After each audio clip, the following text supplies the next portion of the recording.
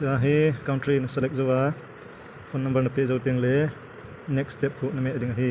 cha he referrer id a hi kain thot pen pa chu na pe diu chu laya noi pen apa he rb je pa khu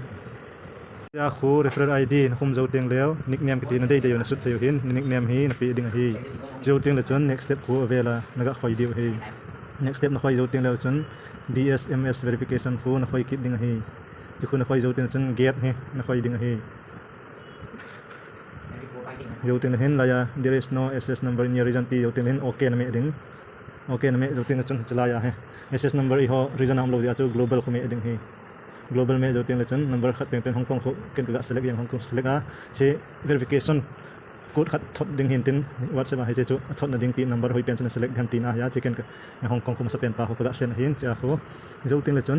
Hong Kong है न खोई जो तीन next step को में के दिंग से नेक्स्ट स्टेप में जो तीन वेरिफिकेशन जो एपीआई न बोल दिंग हम एपीआई न थोट दिंग हम किती हिन चा है रिचार्ज नहीं ले एसएमएस आ जंग थोट थे हिन हिवांग रिचार्ज नहीं लो होन व्हाट्सएप आ जंग थोट थे ही मी mobile data mana hele chicken whatsapp na tulaya whatsapp bai jon thil thot na whatsapp me commanding hin jo ten chun laya hai sen lim pa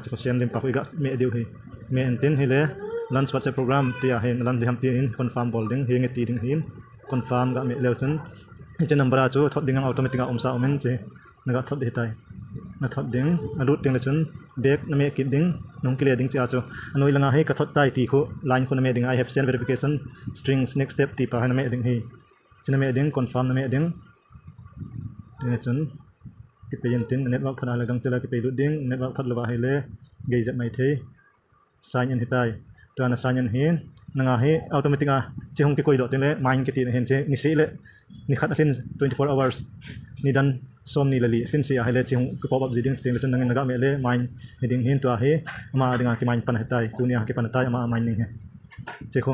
ni dan som ni lali hi teng lai chan ho ki chai hin teng chan tha khat ve na man jeng ding ni tina na man jeng ding 2027 lang le lan song hi din tin ne je a 2027 lang lan song hi ka chu izat na man do thiam ne chu nang man sum hong ki so thei tinga hi le ne chu na khat chong pi ding hi